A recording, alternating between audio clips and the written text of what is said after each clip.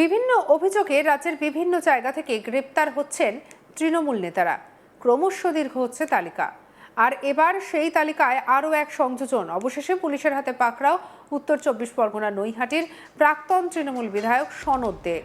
Police খোঁজ চালিয়ে দত্তপুকুর এলাকার একটি বাড়ি থেকে তাকে গ্রেপ্তার করে নৈহাটি থানায় নিয়ে আসে। ২০২১ সালে ভোট পরবর্তী হিংসার মামলায় গ্রেপ্তার করা হয়েছে সনদ দেকে। থানা থেকে বের করার সময় ধৃত তৃণমূল নেতাকে উদ্দেশ্য করে চোর চোর স্লোগান দিতে থাকেন স্থানীয় মানুষজন এবং বিজেপির কর্মী সমর্থকেরা। সনদদের দৃষ্টান্তমূলক শাস্তির দাবি জানান তারা। ঘটনায় বিজেপি নেত্রী জিনিয়া চক্রবর্তী বলেন, ২০২৬ সালে বিজেপি সরকার গঠনের পর রাজ্যে আইনের শাসন প্রতিষ্ঠিত হয়েছে। বিগত দিনে যারা অন্যায় করেছে তারা প্রত্যেকে শাস্তি পাবে। তৃণমূলের শাসনকালে সনদ দিয়ে দুর্নীতি, চুরি, এলাকায় অশান্তি ছড়ানো এবং সাধারণ মানুষ ও বিজেপি কর্মীদের উপরে অত্যাচার চালিয়েছেন। ফলে আমরা তার কঠিন থেকে কঠিনতর শাস্তির দাবি জানাচ্ছি। জিনিয়া চক্রবর্তীর আরও অভিযোগ, বিজেপি করার অপরাধে সনদ দিয়ে তার বাড়িতে হামলা চালিয়েছে, যার জেরে তিনি ৫ মাস ঘর ছাড়া ছিলেন। বিজেপি নেত্রী জিনিয়া চক্রবর্তী কি বলছেন শুনবো। পশ্চিমবঙ্গে ২০২৬-এ ভারতীয় জনতা পার্টি সরকার গঠন হয়েছে। এখন পশ্চিমবঙ্গে শাসকের আইন নয়, আইনের শাসন চলছে। যারা যারা অপরাধ করেছে বিগত দিনে তারা প্রত্যেকেই সাজা পাবে। আজকে বিগত ১৫ বছর পশ্চিমবঙ্গে তৃণমূলের সরকার চলছিল এবং এই তৃণমূলের সরকারের আমলে নৈহাটিতে প্রাক্তন বিধায়ক সনদ দে যেভাবে দুর্নীতি, চুরি, সিন্ডিকেট, সন্ত্রাস করেছে, যেভাবে নৈহাটি মানুষের উপর অত্যাচার করেছে এবং যেভাবে বিজেপি কার্যকর্তাদের উপর অত্যাচার করেছে। ভারতবর্ষ একটা গণতান্ত্রিক দেশ, সেই দেশে দাঁড়িয়ে প্রত্যেকের ইচ্ছে মতো যে কোনো দল করতে পারে, কিন্তু নৈহাটিতে দাঁড়িয়ে বিজেপি করা ছিল অপরাধ। নৈহাটির রাজা ছিল সনদ দে, তিনি যা ঠিক করে দেবে সেটাই হবে। কি চাইছে? আমরা সনদদের কঠিন থেকে কঠিনতর শাস্তির দাবি করছি, কারণ সনদদের যেভাবে নৈহাটির মানুষকে অত্যাচারিত করেছে, যেভাবে নৈহাটি জুড়ে সিন্ডিকেট চালিয়েছে, যেভাবে চুরি করেছে, যেভাবে তোলাবাজি করেছে, আর যেভাবে নৈহাটির সমস্ত বিজেপি কার্যকর্তার ওপরে অত্যাচার করেছে শুধুমাত্র বিজেপি করার অপরাধে। আজকে আমি নৈহাটির সনদদের বাড়ির একদম পাশে থাকি, আমার বাড়ির অপোজিটে সনদদের ফ্ল্যাট। সেইখানে দাঁড়িয়ে একজন পাড়ার মেয়ে, তিনি বিজেপি করছে বলে তাকে ছাড়েনি, বারংবার আমাকে মারধর করেছে। ২০২১-এর পর পোস্টপোল ভায়োলেন্সের সময় আমি ৫ মাস বাড়ির বাইরে ছিলাম এই সনদদের কারণে, বাড়িতে ঢুকতে পারিনি।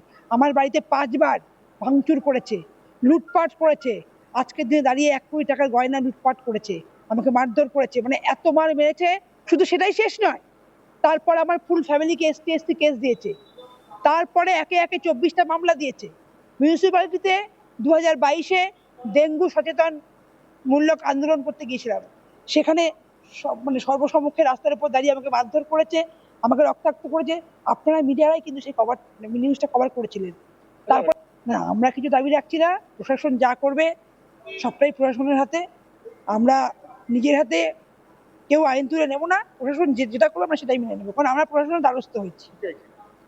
আমরা সনদদের বললাম তো, সনদদের কঠিন থেকে কঠিনতর শাস্তি দাবি করছি। সনদদের একটা কুখ্যাত দুষ্কৃতী, নটোরিয়াস ক্রিমিনাল।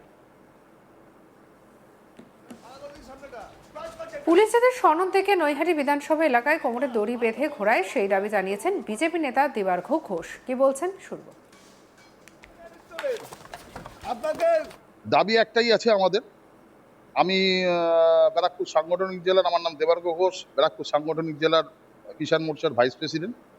দাবি আমাদের কর্মী হিসেবে এবং সাধারণ নাগরিক হিসেবে, নৈহাটির নাগরিক হিসেবে দাবি আমাদের একটাই, ওনার কঠিন থেকে কঠিনতম শাস্তি হবে।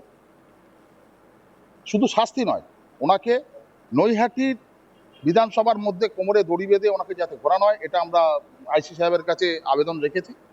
জানি না কতটা কি হবে, কিন্তু এটা হলে আমাদের মোটামুটি একটা যোগ্য ওনাকে ঘোরানো যায়, তাহলে আমাদের একটু শান্তি হবে। অভিযোগ করছেন অত্যাচার করেছে। দেখুন, প্রত্যেকটা ভোট পরবর্তী হিংসায় উনি যতদিন ধরে ক্ষমতায় ছিলেন, প্রত্যেকটা বাড়ি ভাঙচুর করা। তার মধ্যে আমি নিজে দাঁড়িয়ে এখানে আপনাদের সামনে বলছি, আজকে বাড়ি ভাঙচুর হয়েছে, আমাদের প্রত্যেককেই তখন বাড়িঘর ছেড়ে দিয়ে অন্য জায়গায় চলে যেতে হয়েছে, বাচ্চা নিয়ে সমস্ত নিয়ে চলে গেছি, আমরা দীর্ঘদিন কাটিয়েছি, তারপরে বাড়িতে এসেছি।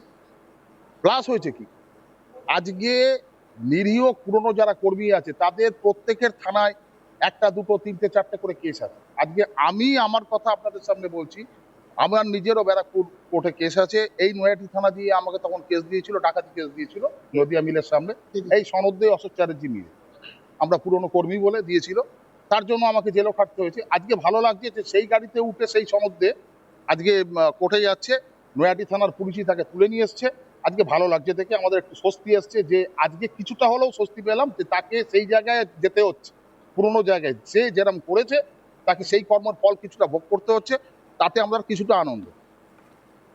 এ বিষয়ে রাজ্যের পরিবহন মন্ত্রী অর্জুন সিং বলেন, সনন্দের গ্রেপ্তারের ঘটনায় স্থানীয় মানুষরা খুবই খুশি, কারণ 2021 সালে নির্বাচন পরবর্তী সময় মহিলাদের ওপরে অত্যাচার, আর্জিকর কাণ্ডের প্রতিবাদে নৈহাটিতে আয়োজিত মিছিলে হামলা, জাল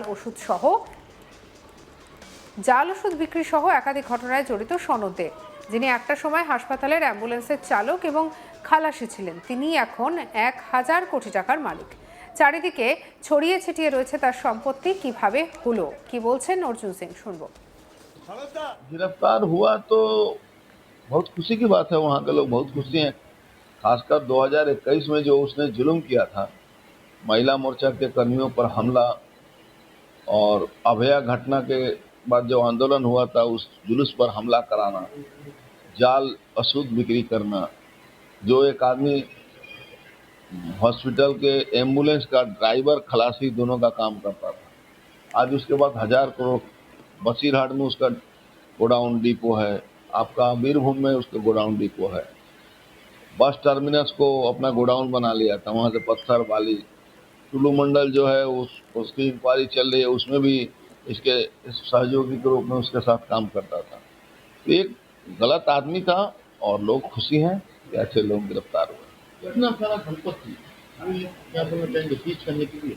देखिए वो तो इनकम टैक्स और ईडी के पास जब मैटर जाएगा, क्योंकि इनकम टैक्स उसके जो आय है उसका आय का साधन उसके पास तो दिखा नहीं सकता, तो ये तो मैटर घूम फिर के इनकम टैक्स के थ्रू ईडी ज्वाइंट बंगाल में तो अभी सारी इंक्वायरी करने के लिए हमारे मुख्यमंत्री जी ने छूट दे रखा है, तो इसलिए कोई बहुत समस्या नहीं। बंगाल में देखा जा रहा है सब जगह कोई नेता अरेस्ट होता तो अंडा छोड़ा जा रहा है, या पर कुछ लीजिएगा पुलिस 8 बजे उसको लेकर चला जाए।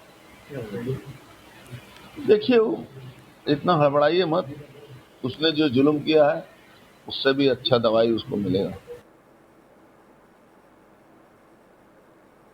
সঙ্গে রাখুন আজ তাক বাংলাকে সাবস্ক্রাইব করতে ভুলবেন না।